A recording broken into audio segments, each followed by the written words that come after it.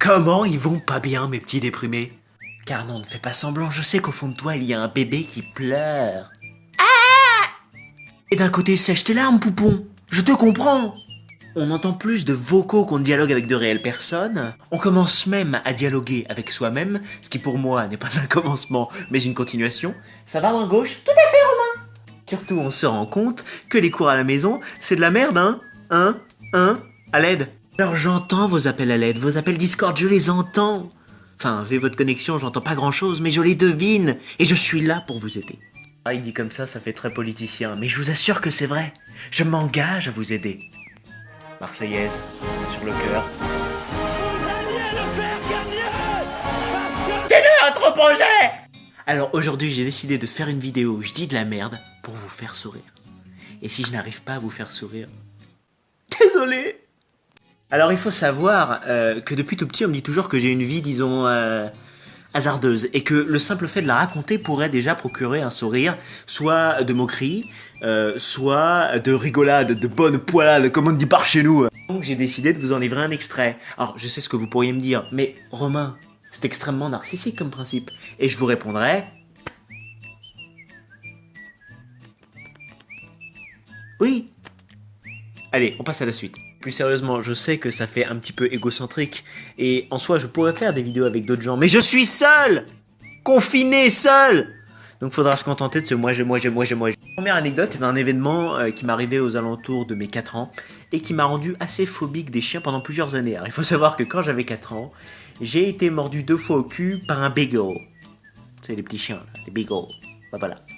Donc à ce moment-là, j'ai 4 ans, je suis sur une plage, mes parents ne sont pas là, ils sont avec des amis à eux, et ceux qui sont chargés de me surveiller sont partis quelques minutes faire un tour en kayak.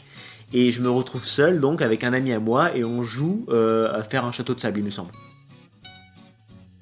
Cet ami, qui n'a pas duré très longtemps d'ailleurs parce que je l'avais rencontré le jour même, et c'est lui qui possédait ce fameux beagle qui m'a mordu, donc bizarrement je l'ai plus trop fréquenté après, m'avait demandé de ramener un jouet. Donc du coup j'avais ramené un Action Man, vous vous rappelez ces trucs là?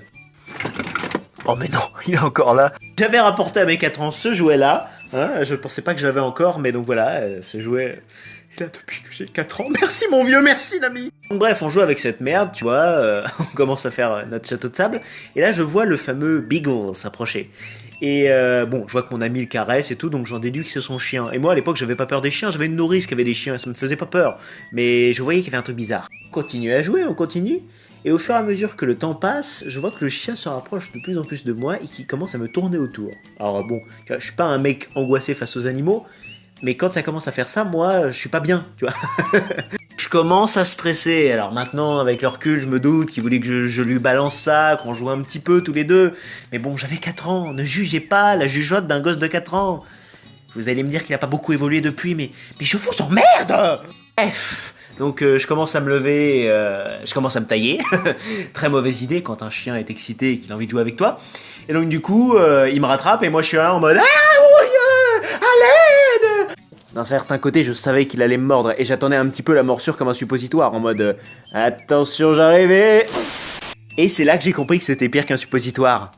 Ah bah c'est clair, j'ai pu refaire toute la dentition du chien en mode canine, molaire... Alors là, évidemment, t'as sa maîtresse qui arrivait tout affolée. « Oh mon Dieu, chewing-gum! Oh, je ne comprends pas, je suis désolé, je suis vraiment confuse, il fait jamais ça d'habitude, c'est un gentil toutou !» Bah tu parles, il m'a mordu les fesses, l'enculé.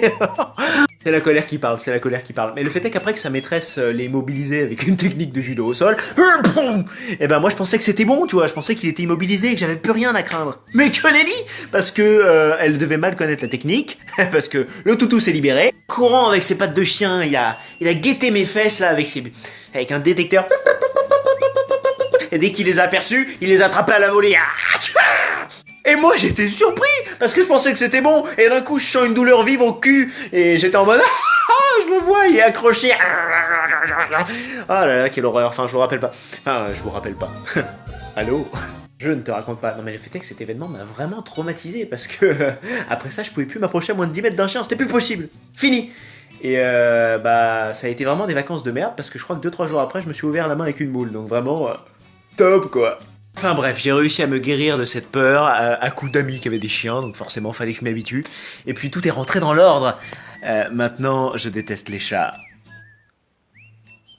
Anecdote 2. Deuxième anecdote, j'enregistre avec un portable. Excellent comme blague, vous l'avez déjà remarqué, la qualité est pourrie. Sérieusement, je suis né avec un cancer. Ouais, j'aime bien balancer ça comme ça, en mode boule de bowling et PAM dans ta gueule. Ça fait toujours son petit effet. C'est vrai que quand tu te dis que, alors que t'étais même pas né, t'avais déjà un cancer dans le ventre de ta mère, ça te fait poser des questions sur à quel point la vie voulait pas de toi, tu vois.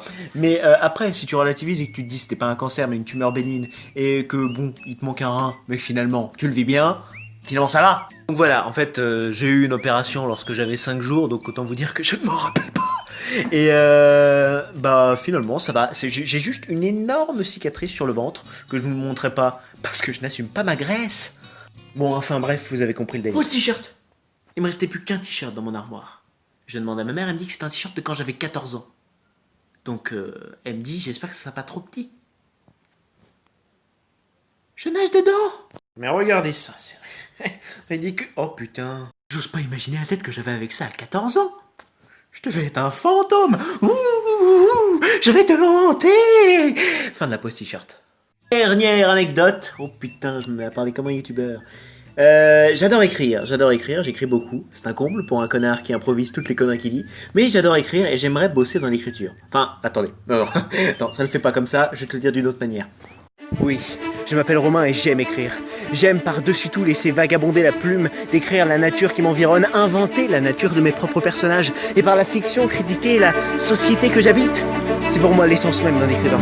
Et je suis prêt à remplir toutes ces fonctions. Je suis passionné par l'écriture, et j'aimerais vous raconter comment je suis venu à aimer cette pratique, qui en plus à la base ne m'était pas du tout destinée, mais alors là, pas du tout. Il se trouve que quand j'étais jeune, je ne savais pas écrire. Autant au niveau de l'orthographe que du style. C'est-à-dire qu'à la limite, il y avait peut-être un soubresaut de style d'essayage à de la fictionnounette toute pourra. Et j'en connais un qui dirait que c'est toujours le cas. Je t'emmerde. Mais le problème, c'est que mes profs de l'époque, bon, je ne peux pas leur en vouloir, avaient une vision plus académique et accentuaient plutôt leur recherche sur mes défauts d'orthographe, de grammaire. Ce qui fait que ça me mettait pas vraiment en confiance pour développer une plume. Du coup, j'imaginais, je vivais dans mon monde, je flottais, oh là là, les petits oiseaux, cui cui. Mais je ne couchais rien sur le papier. Et le fait est qu'il y a eu un déclic un jour, et j'aimerais en parler de ce déclic. Je trouve qu'avant, je n'aimais pas vraiment tout ce qui était français et matière littéraire, puisque j'avais beau rendre quelque chose de peut-être passable au niveau du fond, la forme était tellement bourrée de fautes d'orthographe que les profs avaient des crises d'épilepsie en regardant mes copies. J'étais donc relativement en froid avec mes profs de français jusqu'à une année, bon je ne citerai pas laquelle, où j'ai eu un prof qui, au lieu de me rendre une sale note en disant mais qu'est-ce que vous foutez là, s'est penché sur mon cas et m'a dit bon qu'est-ce qui va pas. Je lui ai expliqué que ça servait à rien, que j'avais jamais rien compris à la grammaire et à l'orthographe, et lui, au lieu de me dire bon bah casse-toi, il a instauré un principe de faute interdite, c'est-à-dire que chaque semaine il m'expliquait une notion de grammaire et d'orthographe, et si je ne faisais plus la faute, j'avais des points supplémentaires. N'empêche que ça a marché, parce que je suis passé en une année de 8 de moyenne à 15, et ça a été une révélation. Je me suis mis à aimer la littérature pour ce qu'elle était vraiment, parce qu'avant j'écoutais pas en classe, je me faisais chier, et là je m'éveillais à quelque chose de nouveau. Ça a eu un impact incroyable dans ma vie parce que forcément il n'y avait pas que le français dans lequel l'orthographe peinait, il y a eu l'histoire, puis même du coup je me suis mis à plus écouter en cours généralement, donc l'anglais, toutes mes matières se sont améliorées et je suis passé d'un élève assez médiocre à un élève pas mal. Pas que scolairement parce que l'écriture m'a amené à m'intéresser au théâtre et j'ai fait du théâtre. Et j'adore le théâtre, au niveau de la confiance en soi, ça m'a boosté de fou, ça m'a libéré d'un poids, j'étais comme une femme libérée, tu sais c'est pas si facile, ne me laisse pas tomber, ouais. De même la musique, parfaite transition, je me suis intéressé aux paroles dans la musique, ce qui a fait que j'ai découvert des auteurs mais géniaux, Jacques Brel, Renaud et j'en passe, mais c'était juste une expérience incroyable. Enfin, grâce à l'écriture, grâce à cette passion qui du coup m'a porté un petit peu, je suis allé en prépa, j'ai bougé de ma ville natale pour aller à Caen et j'ai découvert des gens, comment les qualifier. Tout ça pour dire qu'il m'a changé la vie et que je serais pas là où je suis sans lui. Donc voilà, je voulais profiter de cette vidéo pour faire passer ce message. Il verra sûrement jamais cette vidéo, mais le principe étant que la morale de l'histoire, c'est que même s'il y a des profs cons, il y a aussi des perles rares. Voilà, bon j'espère que cette première vidéo vous a plu. Bon, elle était un peu faite à la va-vite, il n'y a pas vraiment de concept, c'était surtout le principe de faire une vidéo. J'espère qu'elle vous plaira. N'oubliez pas de mettre un pouce bleu et d'activer la cloche. Bye bye.